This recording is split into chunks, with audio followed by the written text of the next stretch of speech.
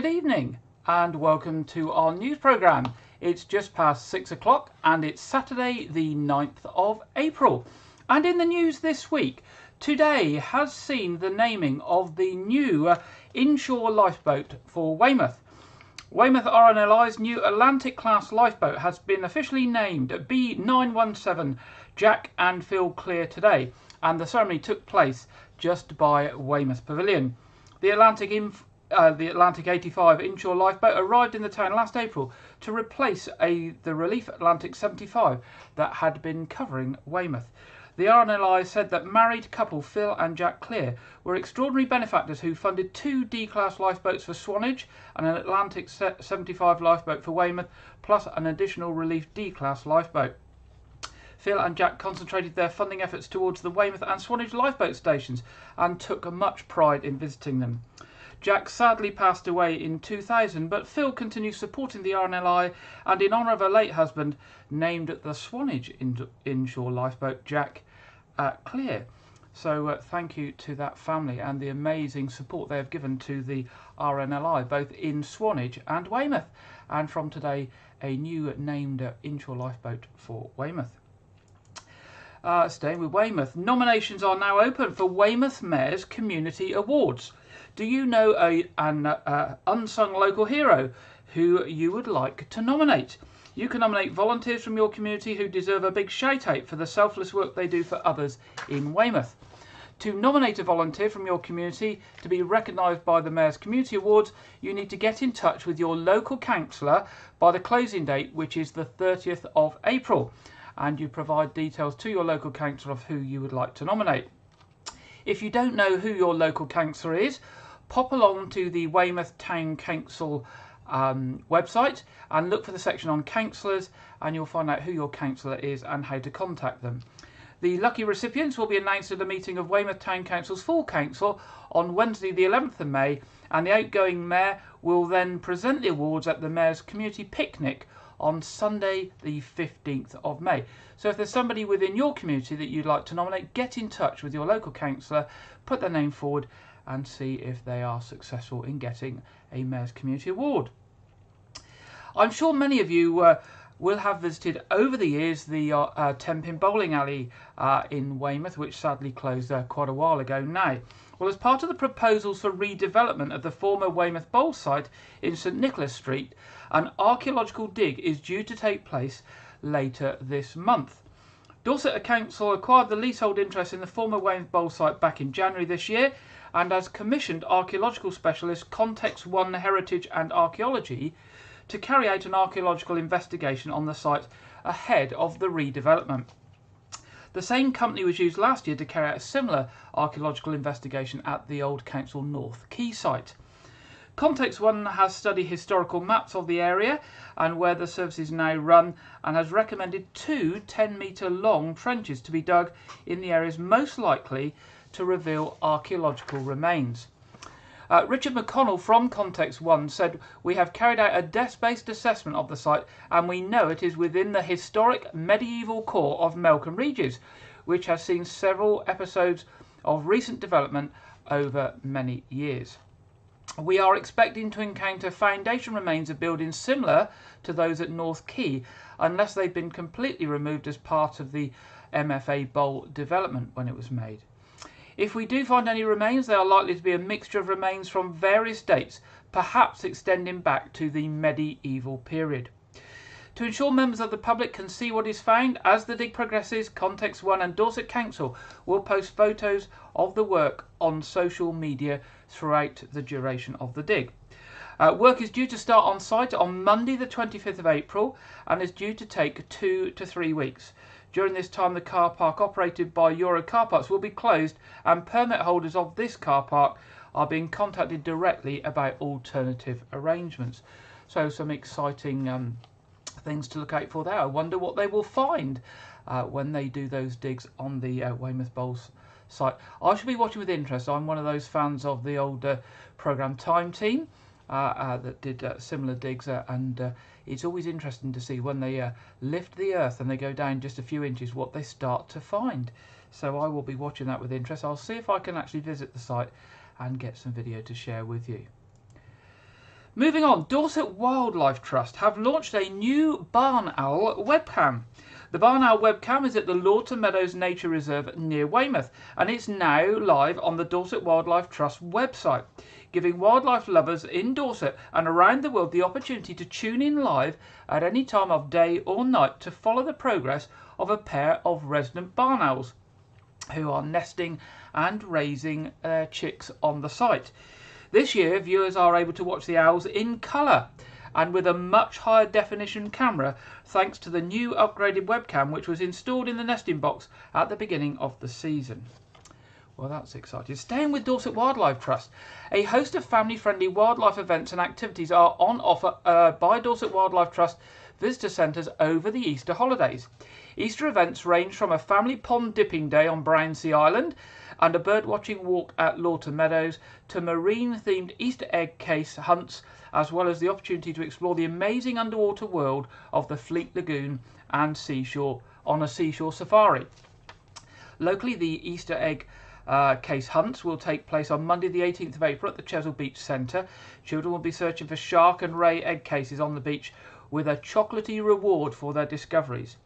The visitor centres at Chesil Beach, Kimmeridge, Brownsea and Kinkham are all now open to the public, with lots of opportunities to explore these special places and discover the wildlife that live there. Now, for more information, pop along to the Dorset Wildlife Trust website, and it's important you need to book to attend these events. They're likely to be very, very popular, so all the details are on their website.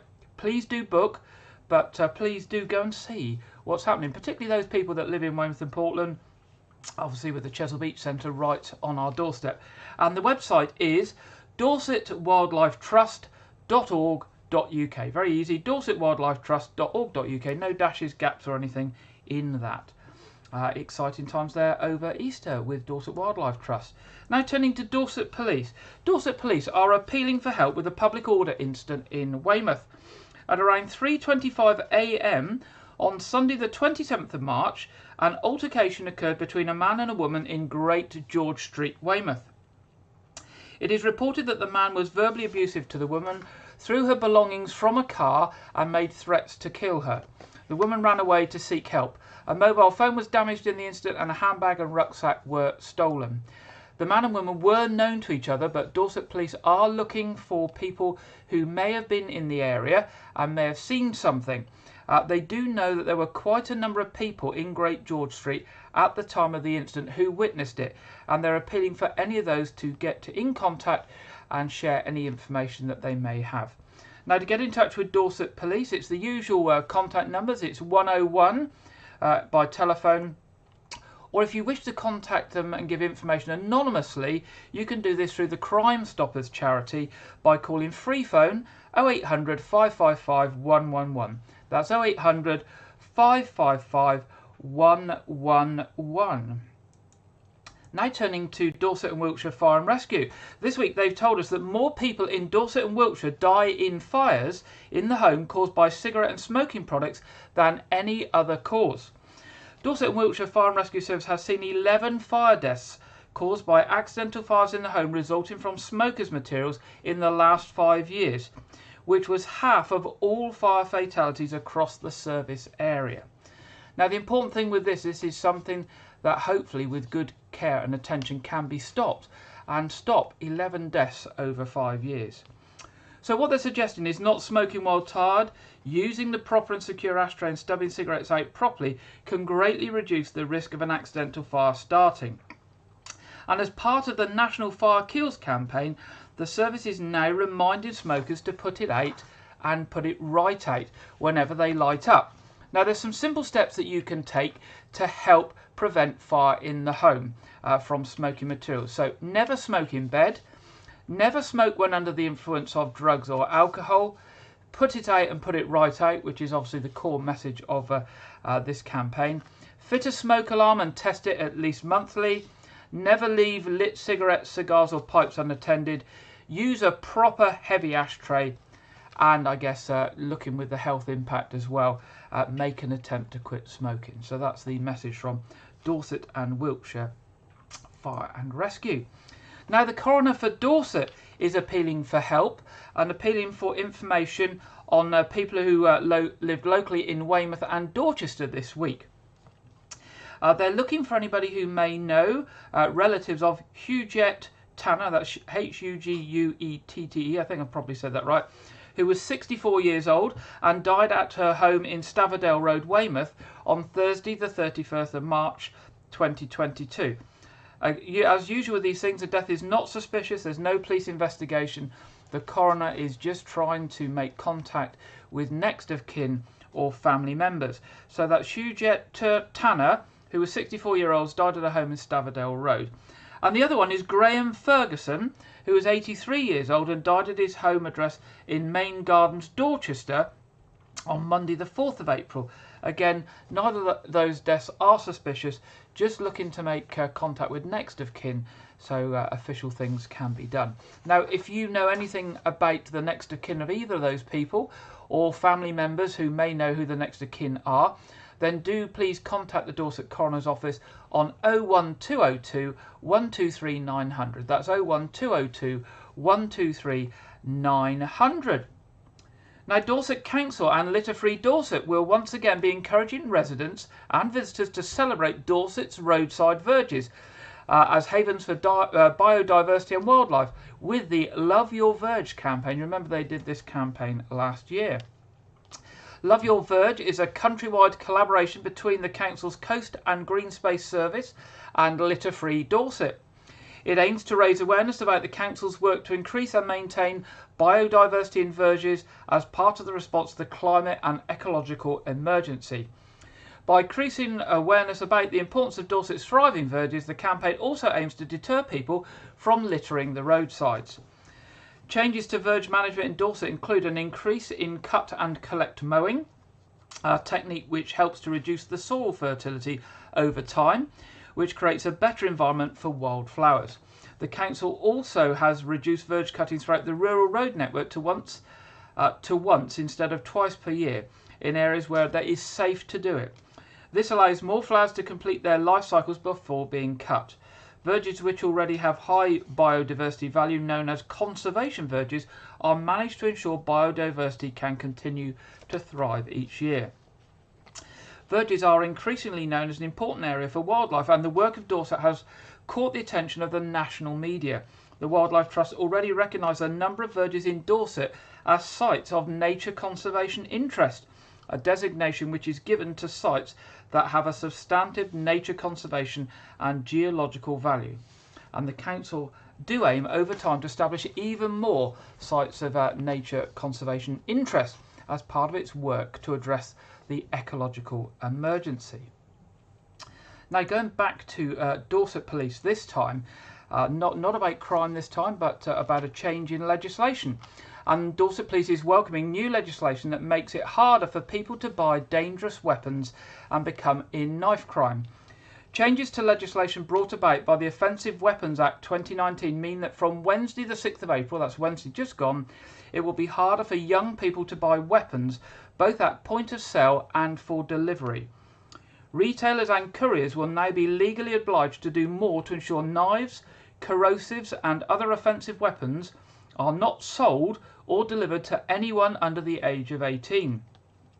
The new restrictions will also make it an offence to possess a corrosive substance in a public place. The move comes after the first part of the Act came into force in July 2021, banning the possession of certain dangerous items in private, including zombie knives, shuriken or Death Stars, and knuckle dusters. Dorset Police and partner agencies will be working together to educate the public and business community regarding these changes in legislation. And a mural art trail, we've mentioned this before, proposed for Weymouth is a step closer to being launched after Weymouth Town Council submitted planning applications for several of the locations. Working in partnership with We Are Weymouth, the locations and designs for the interactive trail which need planning permission can now be viewed on the Dorset Council's planning website. They include the public toilets at Overcombe Corner, Green Hills Garden Cafe, Weymouth Library Wall and the Town Council's Beach Operations Building on the beach, and the gable end of 24 Trinity Road, which will need listed planning consent. The plans are subject to Dorset Council granting planning permission, and people can have their say up until Monday the 25th of April. Some of the sites which don't require planning permission include the Weymouth Outdoor Education Centre store at the Stone Pier, Weymouth Town Council store at Noath Gardens, and the alleyway at St Mary Street Church, where work will no doubt be going ahead. Now, results from the local election for councillors for West and West seat on Weymouth Town Council have seen the Lib Dem hold the seat, with Tim Young, the Lib Dem candidate, being elected. And Labour's Reuben Lake has been elected as the new town councillor for the Underhill ward on Portland, with a margin of just 5 votes. Goodness, that was a little bit close to call there, but well done to Reuben and to Tim, who will be representing their communities on those 2 town councils. Now, local support group Cupid, which is a mutual support group for ostomists, anyone with a stoma, a colostomy, a urostomy or a colostomy pouch. It meets at 10 a.m. on Saturday the 23rd of April at the Dorford Baptist Church in Dorchester. The group meets frequently and has guest speakers and also representatives of the medical suppliers attending their events to answer questions of attendees. It's a friendly, informal group to allow those with similar medical situation to meet, chat and support each other. Staying with medical things, the NHS are asking everyone to make sure they use the right services this Easter, as local services remain under extreme pressure. They're asking local people and visitors to use their GP services, 111 or their local pharmacies, unless it's a life-threatening emergency, when hospital accident emergency or the 999 services should be used. And of course, with holidaymakers coming into the area now as we start the holiday season, it does mean that our local services will have even more people to provide service to, so they do need to be used wisely. And finally, in our headlines tonight, a massive congratulations to the Noath Fort, who scooped the Gold Award for Small Visitor Attraction for the 2nd year running in the South West Tourism Awards. We're really lucky to have such a great team of mainly volunteers that maintain and run the Noath Fort for the benefit of local people, local schools for their history visits, and of course tourists visiting the area. Not only is it an interesting and excellent place to visit, but they also have an impressive series of events throughout the year. So a big well done to all involved in the Noath Fort. And if you haven't paid it a visit in recent years, it's well worth a visit. There's lots going on there, lots to see. And I really do mean it. The team there have done an incredible amount of hard work to make this a fantastic visitor attraction. So do pay it a visit and do give them your support. Now that's the end of our headlines this evening. Quite a lot there going on in the headlines tonight. Now our first feature this week is from our regular contributor Janet Hall, who has been talking to some local people about their memories as we come towards the Queen's Jubilee, which of course will be in June this year. So we'll go over and see who Janet has been speaking to this week. Hello. Have you picked up a sheet like this in the church, in which you can write down your memories for each decade in the 70 years that the Queen has been on the throne? Margaret Cook did. Here is Margaret as she is now singing in the choir, and here she is as a small child. Margaret was born in 1955, so she doesn't remember the coronation. And in fact, she was very young in the 50s. But she does remember going to Sunday school, and she remembers loving the singing even then. In the 1960s, she remembers moving house and starting a new grammar school, Kesteven and Grantham Girls' School. It was the same grammar school where her mum and Margaret Thatcher used to be in the same class 30 years earlier. Neither of them seemed to like it very much. In the 1970s, Margaret saw the Queen in Salisbury Cathedral Close, where she had come to distribute Maundy money, the coins which the British monarch distributes to elderly people as symbolic alms on the day before Good Friday, Maundy Thursday. She was very impressed with her, thinking her very glamorous. In 1981, Margaret remembers avidly watching the royal wedding on TV. She found it so exciting and really seemed like a fairy tale to her young, romantic self. How little did everyone know of what would happen. In the 1990s, she remembers being traumatised by Diana's death. It overshadowed all her other problems and affected her teenage daughters profoundly. The funeral music was played at church on that Sunday. The Golden Jubilee in 2002 was a more jolly affair. The street next to the church where she lived held a Golden Jubilee street party, and everyone went, decked out in bunting, and it was a very joyful occasion. In 2012, Margaret went up to London to visit her daughter in June 2012, and they watched the royal procession and the flypast near Marble Arch to celebrate the Diamond Jubilee. It was so exciting. Well, Margaret, I wonder what you will be doing for the Platinum Jubilee.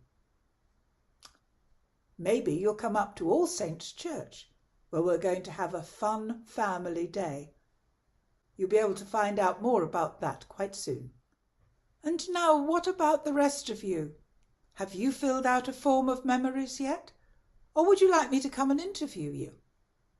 Please get in touch. It would be lovely to have a record of how the last 70 years have affected local people. Bye for now. Thank you, Janet, for that report. And of course, if you'd like to speak to Janet about your memories over the last decades, do drop us an email here, news@whitegregies.tv, and we'll put you in touch with Janet. And as Janet said, it'd be very nice to capture some of those memories, because obviously once people get older and they forget things or sadly die, those memories are lost. And that's a fantastic thing if they can be captured for future generations. Now, thank you for Janet for that. You'll remember we have covered before, many weeks ago, the massive problem that developed over the COVID pandemic of unlicensed dog breeders. As people were staying at home and wanted the company of dogs, meant there was a massive market for unlicensed dog breeders to take advantage of people. Now this week, Dorset Council and Margaret Green Animal Rescue have released some information and a video about why we should not use unlicensed dog breeders and the actual size of the problem. And actually it really surprised me what a big problem this is. So we'll hear from them now. Really, if you're breeding dogs, you have to have a licence. During lockdown, there was a massive demand for puppies. And as a result, that was honeymoon for all the illegal and unlicensed breeders out there, and they just produced puppies ad lib. I did some statistics in Dorset Council in lockdown, and on one social media website there was £1.35 million worth of sales for puppies. The issues with unlicensed dogs are several and quite complex.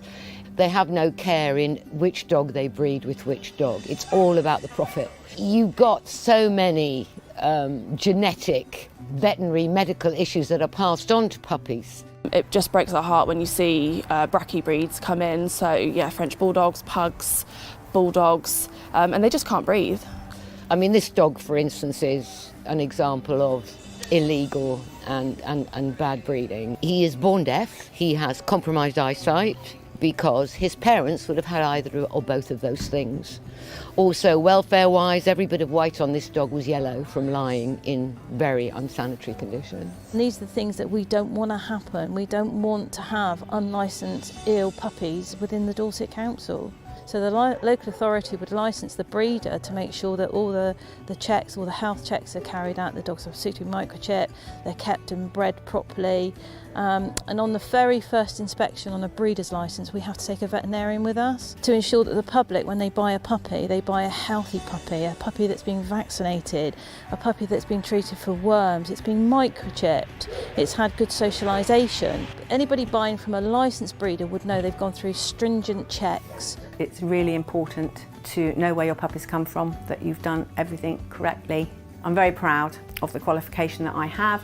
For each breed of dog there are specific health requirements. They're weighed every day, you're watched to see how the development is, and their eyes are tested yearly.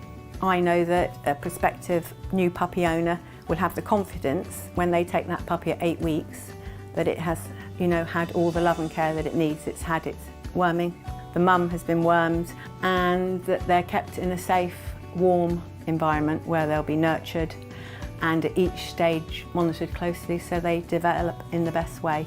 Any licensee for breeding activities or boarding or pet shops have to display their licence number, so always check when any adverts you see that there's a licence number. You can always call us or look on our website to see if they are actually licensed. If you start with the right input, the right checks, you're going to get what you're looking for.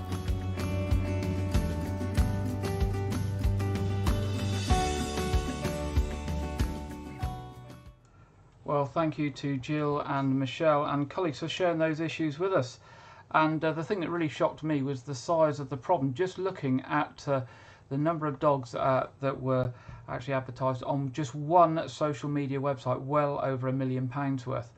Now, as a dog owner myself, I know when we acquired our latest 2 dogs, which is approaching 5 years now, the breeder made us jump through so many hoops. They wanted photos of our gardens, they wanted photos of the house, they wanted to know what previous dog experience we had. They wanted to see us with the puppies to see how we interacted with them, and actually it was a bit like an interview for a job, and it wasn't until we'd gone through lots of hoops and then signed a formal contract with them that they agreed to supply us with the dogs.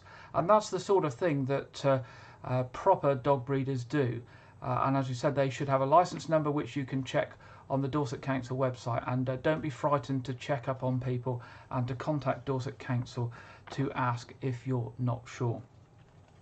Now, if you enjoy soaking up the sun on a trip to Weymouth Beach, listen out to this next little bit because you've got the opportunity to enter a competition being run by the Town Council to be in with a chance of winning a week's free deck chair hire. With the new season gearing up, it's hopefully going to be a fantastic year in sunny Weymouth, and the Town Council are offering all those who attend the Weymouth Community Expo event on Saturday the 23rd of April the chance to win a free deck chair hire for a week. All you have to do is go along to that event between 12 and 2:30 on the 23rd of April and enter the competition. And the winning entry will be announced after the event closes. The Weymouth Community Expo, which we mentioned, I think it was last week or the week before, is a twist on the annual town meeting highlighting voluntary and community groups, and it also provides an opportunity to find out more about Weymouth Town Council and its services. Also, local community sports and hobby groups will be there, and it's a wonderful opportunity to find out more about what's going on in the community and town you live in. Now we're going to hear from Will, who is the resort manager for Weymouth Town Council, about the competition. Hi, I'm Will, resort manager at Weymouth Town Council. Did you know you can win a week's free deck chair hire if you come along to the Weymouth Community Expo on Saturday the 23rd of April? Just tell us how many deck chairs you think we hired out on the beach last year. To be in with a chance of winning this prize, I'll give you a clue. It was higher than 3,000 and lower than 40,000. Join us at Redlands Community Sports Hub anytime between 12 PM and 2:30 PM on the 23rd to enter. See you there and good luck. So there we go, thank you, Will. And those numbers to remember, as it's between 3,000 and 40,000, quite a wide range, but at least if you stick with those in those numbers, you do stand a chance. So thank you very much for that. Now it's the time in the programme where we go over to the Met Office for the national weather forecast, and this week it's delivered by Greg Dewhurst. Hello there, welcome to your latest broadcast from the Met Office. Well, we've had sunshine and showers and fairly chilly conditions over the last few days across the UK. We will see subtle changes into this weekend. High pressure begins to move in, but notice still quite chilly. However, as we go into next week, warmer air starts to move in from the south, courtesy of low pressure though moving in slowly from the west, so it will turn warmer, but also the risk of some heavier rain in the west in particular as well. Through Saturday evening and then overnight, we'll see any cloud and showers fading away for the vast majority of the UK. This will allow temperatures to tumble quite quickly, a widespread frost forming. A few showers still pushing in across parts of Scotland, most frequent across the north towards Orkney and Shetland as well, again on the wintry side at times. And overall, temperatures in towns and cities falling close to freezing, perhaps more widely close to freezing for many. And in the countryside, -2, -4 is possible almost anywhere across the whole of the UK. So another frosty start on Sunday morning, but plenty of sunshine to greet us once more.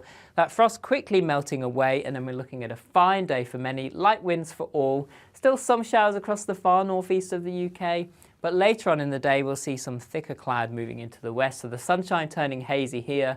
Perhaps a few spells of rain pushing into Northern Ireland by the end of the day here. But overall, a fine day to come. And winds starting to change direction. Southerly winds being introduced into the far west. So here, temperatures rising 12, 13, 14 Celsius is possible, but still chilly across the northeast here, particularly Orkney, Shetland there, struggling at 4 or 5 Celsius. Now the outlook into next week is for it to turn warmer from the south. We will see some gusty winds at times developing and some heavy rain too. And for more information on this, you can follow us on our social media channels. I'll see you again soon.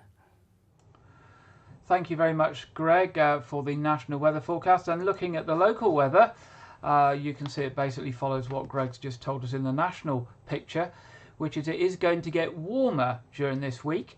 But there is the chance of rain as it gets warmer and gusty winds on some days, but generally milder. Certainly today has been quite nice.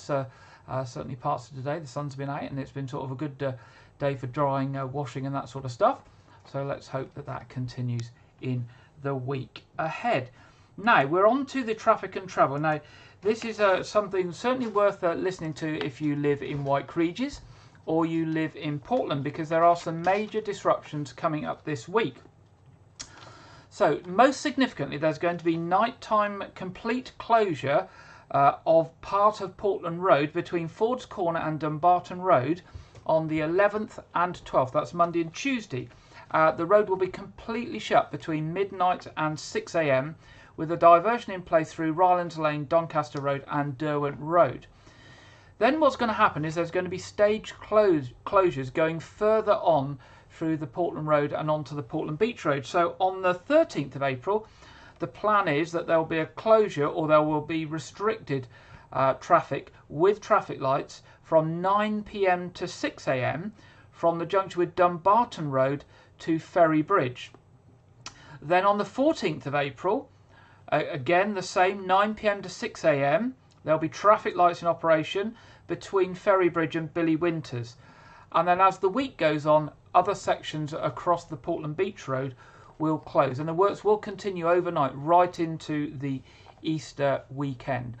So if you're travelling to Portland, I suggest you get home before 9 o'clock if you don't want to be delayed. Because I imagine those traffic lights, although they will be allowing traffic through, they are trying to do significant road works overnight, so you could be waiting some time to get through those traffic lights at night. Now other roadworks coming up this week, there are roadworks with traffic control in Radipole Lane, and other roadworks with no plan to have traffic control in place, and where disruption should be minimal in the following areas: Lanehouse Rocks Road, Viscount Road or Viscount Road, Emerson Road, Bowling Crescent, Buxton Road, Sudan Road, Chelmsford Street, Grove Avenue, Beaumont Avenue and Grays at Southhill. So a really busy week there on the roads. On the trains though, the picture is much better, really good with Easter coming up and people travelling maybe for a holiday or to visit family and friends. And the only notifications for this weekend and the week ahead is a bus replacement service between Bournemouth, Poole and Wareham over this weekend. Just this weekend, Saturday, Sunday, and then nothing pre-notified for the week ahead. Now moving to what's on, lots coming up on what's on.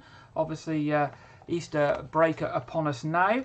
Weymouth Pavilion, 13th of April to 16th of April this week. WOW presents Greece. That's the Weymouth Operatic Workshop presenting Greece. 17th of April, the Dinosaur Adventure. This looks really interesting, and I think it's going to be digital stuff and moving animatronics and all sorts of things. It sounds really interesting. 21st of April, the Shires. 22nd of April, the Wizard of Oz Easter Pantomime, starring Bobby Davro. Bobby's been somebody who's visited Weymouth on many occasions for pantomime and shows and what have you. Excuse me. 23rd of April, One Night of Elvis. 24th of April, Sunday Night Comedy with Maisie Adams. 28th of April, Go Now, the music of the Moody Blues.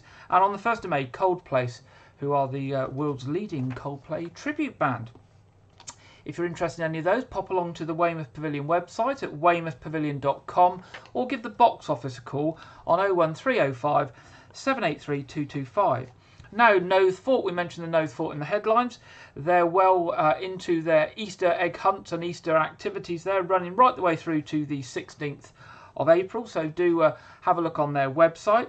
They've also got Dorset Arts Week coming up in May and the Queen's Platinum Jubilee celebrations. They'll be very busy there at the beginning of June. Also this weekend at Athelhampton House.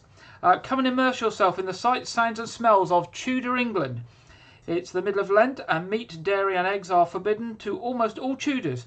So come and try the food and meet Tudor people from all walks of life, from gentlefolk to servants, and discover strange old customs. Try music and dance, play games, investigate clothes, and have a go at writing with a quill. That sounds really exciting. So that's Athelhampton House there, all this weekend. Sunday the 10th of April, that's tomorrow. They're at the Frontline Cafe, Victoria Park, Lorette Road on Portland. Is the first car show of the season for Weymouth and Portland, not to be missed. Ace Detailing brings you some of the world's best cars, including an Audi R8, a Mercedes AMG GT, a McLaren 650, and Dorset Police's Lotus Evora, and lots of American muscle with a Corvette, Stingray, and plenty of Mustangs and many more. That's 1 o'clock at the Frontline Cafe, Victoria Park, Lorette Road, Portland. If you are into your cars, tomorrow, Sunday the 10th of April at 1 o'clock. And don't forget, I say this every week, do let us know what you have planned for the Queen's Platinum Jubilee. We're getting closer each week. I know Janet mentioned in her piece that plans are afoot in White Regis, and I can tell you that they do include a children's treasure hunt. They do include the lighting of a beacon at 9:45 in the evening. They do include a big barbecue, and the Tower of All Saints Church open for people to go up and to see the fantastic view. Not many people get the chance to go up the tower these days, but you'll be able to book a slot if you want to and take your camera up if you're fit and well, because it's quite a steep old climb up there, and take some photos and take in the view. But more details about that nearer the time. Now, this week we do have a film review for you, and it sounds a very interesting and I think slightly funny film. I'm not sure it's supposed to be funny, but certainly the trailer looks to be interesting and funny. And it's called The Duke, and it's from Warner Brothers and Pathé. It stars Jim Broadbent and Helen Mirren. It has been in cinemas, but it's now going to be released on video on demand, pay-for video services this week. And it's described as a priceless true story. The Duke is the true story of Kempton Bunton. Yeah, that's a good start. A bit of a funny name there. Kempton Bunton, a 60-year-old taxi driver who stole Goya's portrait of the Duke of Wellington from the National Gallery in London. It was the first, and it does actually remain the only theft in the gallery's history. Kempton sent ransom notes saying that he would return the painting on condition that the government invested more in care for the elderly. He had long campaign for pensioners to receive free television. What happened next became the stuff of legend. Only 50 years later did the full story emerge. Kempton had spun a web of lies. The only truth was that he was a good man determined to change the world and save his marriage. How and why he used the Duke to achieve this is a wonderfully uplifting tale. Now, certainly if you've got some time over Easter and you can afford to download from something like Netflix or wherever it's going to be on demand, this is a really good story, and it is a true story. So here we go. Here's the trailer coming up for The Duke, starring Jim Broadbent and Helen Mirren. Will the defendant please stand? Kempton Bunton, you were charged that on the 21st of March 1961, you stole from the National Gallery a priceless portrait of the Duke of Wellington by Francisco José de Goya. Not very good, is it? We're convinced that the Goya has been stolen by a highly professional, international criminal gang. Mind your boomers! Almost certainly a trained commando. You all right? Bit of biscuit. One problem. What's that? Your mother. I can explain. I'm shaken. It's the shock. Shock, yes, I'm shocked. There's a stolen masterpiece in my wardrobe. What's he actually asking for? £140,000. For what? Charity. Good grief. I'm living with a madman. I'm tackling social injustice. I'm like Robin Hood. You're an idiot. The taxpayer paid for that bin.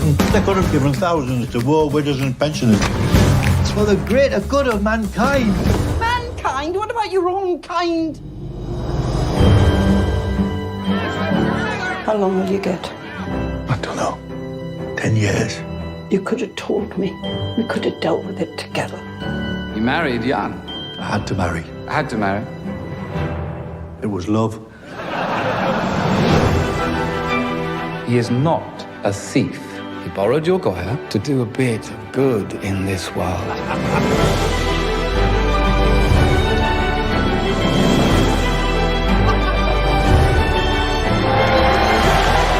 You campaign for pensioners and war veterans.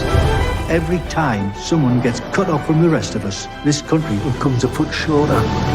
All my life I've looked out for other people and got into trouble for it. But I had faith. Not in God, but in people.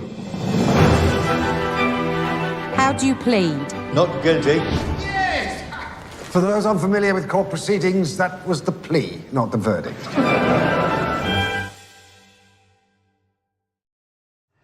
There we go. That's The Duke.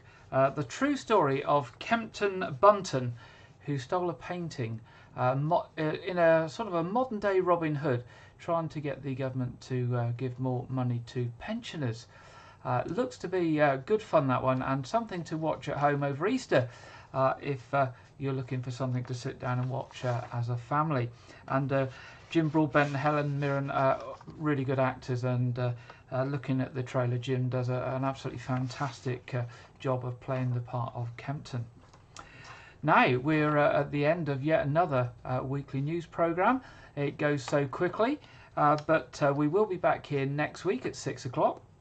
Just a reminder that services tomorrow at All Saints Church at 8 o'clock and at 9:30. 9:30 will be live streamed, and it is the Palm Sunday service, and 11 o'clock at St Edmund's Church.